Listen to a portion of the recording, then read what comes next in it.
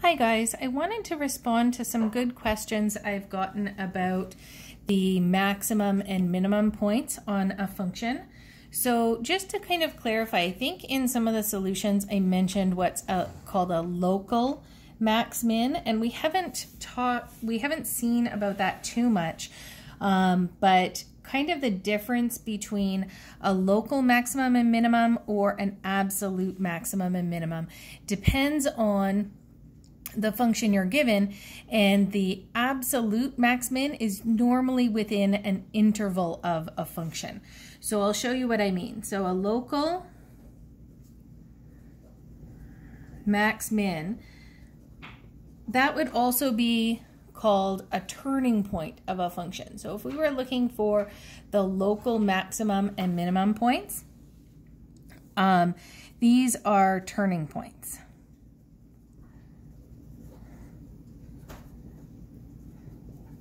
And they may or may not be the absolute maximum or minimum value of a function. So just to kind of sketch something out, maybe some simple polynomial function.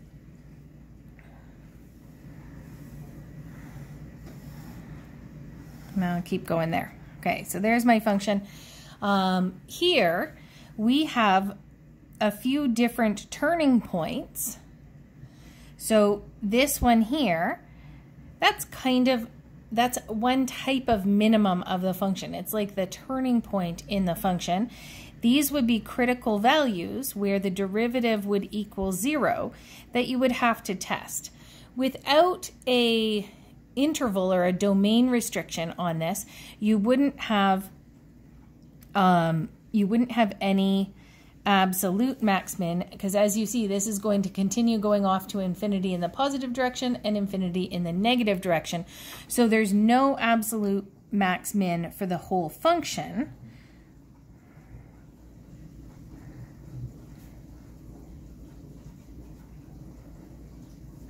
Except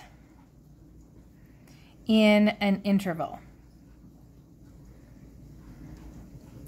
So if you were given a domain restriction on the x value, let's say between, and again, I'm not even having a scale in here, but between this point and this point here, we also have to, so here we would check the endpoints of my domain restriction. So say we were restricting ourselves to this section of the function, then we would check the endpoints, those two endpoints, plus any critical numbers or points where the derivative equaled 0. So for absolute max-min in an interval,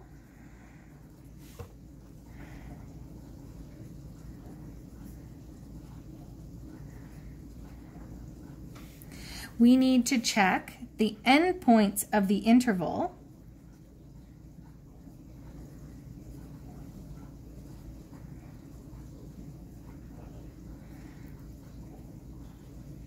and typically we talk about checking the critical numbers or where f prime at x equals 0.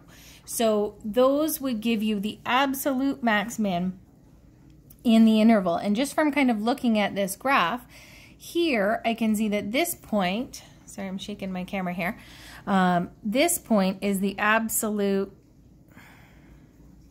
max at an endpoint, and in this interval here where that's highlighted here, and this would be the absolute min.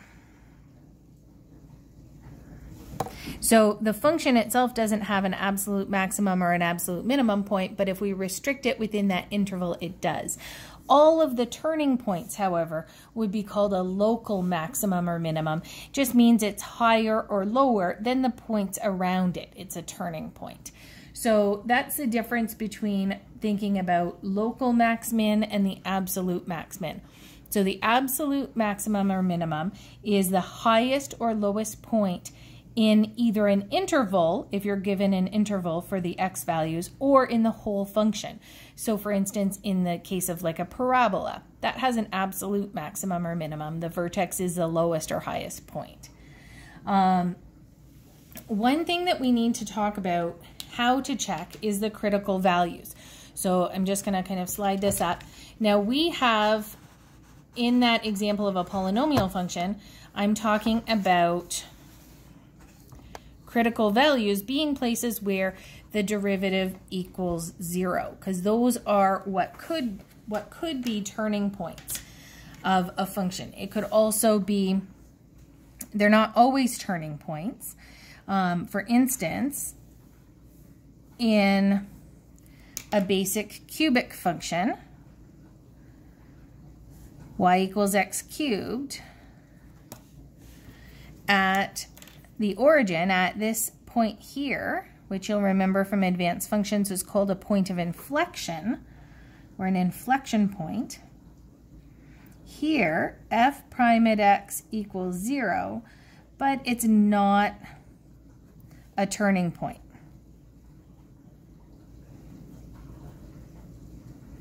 So all turning points like that, all turning points will have the first derivative equal to 0, but not all points where the derivative equals 0 are going to be turning points. And we can check what happens to the value of the derivative before and after that point to identify if it's a turning point. So here, the derivative, we see the slope of the function is positive for this section, and then after, the slope of the function is also positive. So the slope of this function goes to 0, but then it stays positive, so that's not a turning point. Compare that to a parabola that has a maximum or a minimum. The slope of the function, or the value of the derivative, switches from positive to negative or negative to positive. So in those kind of examples, I would have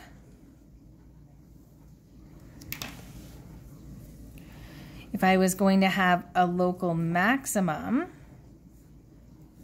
or turning point that was a maximum, I would have f prime at x equals 0 at that turning point. So finding where the derivative equals 0 would help me identify.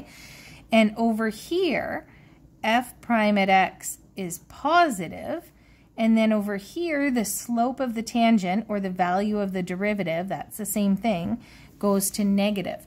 So if we see this sign change, and we're going to look at that a lot more in the next unit, but if we see the sign of the derivative change from one side of a critical number where the derivative equals 0 to the other, then we can identify that as a turning point.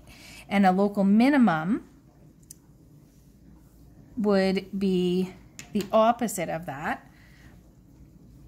So we would have our function like that. We would identify the point or points where the derivative equals 0, and then we'd say what's happening to that derivative before that point and after that point.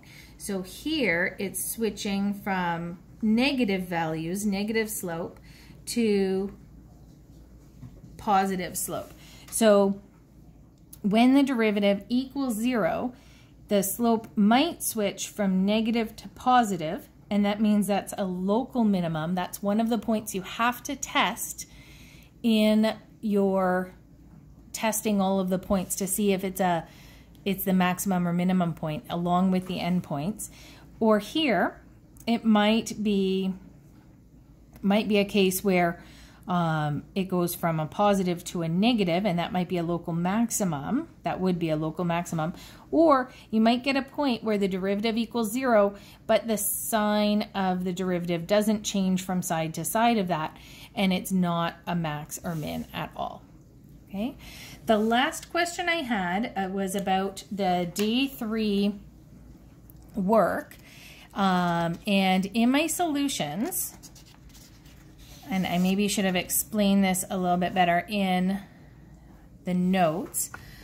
In my solutions for those handouts, I specified I was looking at points where the derivative equaled 0 and the derivative does not exist. So those are kind of my two categories of points that might be a maximum or minimum. We have to consider those, and they're called critical numbers. So I had a question about, could you have a max or min at a point where the derivative doesn't exist? And you absolutely can. The easiest kind of to see example of this is the graph of the function y equals x to the exponent 2/3. If we graph this function,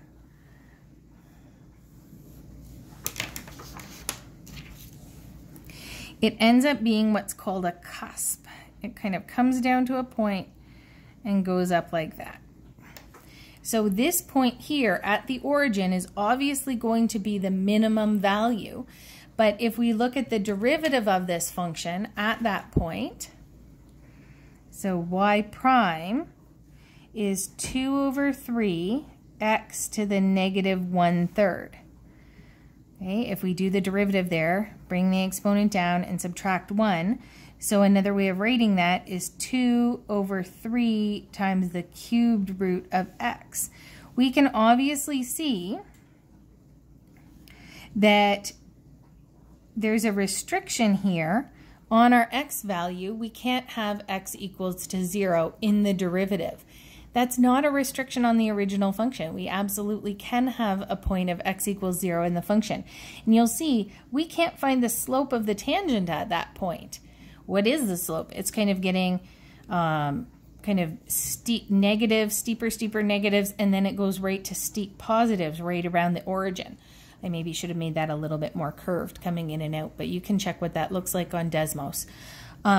So here, are there points where the derivative equals to 0? No, there's not. So here I would say there's no points where the derivative equals 0. But the derivative doesn't exist at x equals 0. So I always check any points where the derivative equals 0 might be a turning point. Also points where the derivative doesn't exist. These are less common, but they could happen.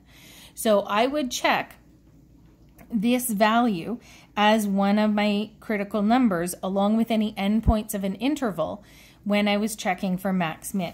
So if you're trying to find the maximum minimum values, you need to check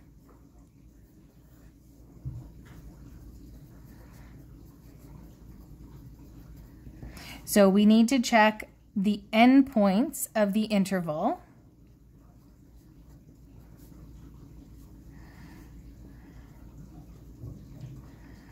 and where the derivative equals 0 and where the derivative does not exist, because sometimes you could have a point like this where it's a cusp and that is the minimum value, but the derivative doesn't exist at that point. So you have to kind of check both of those cases.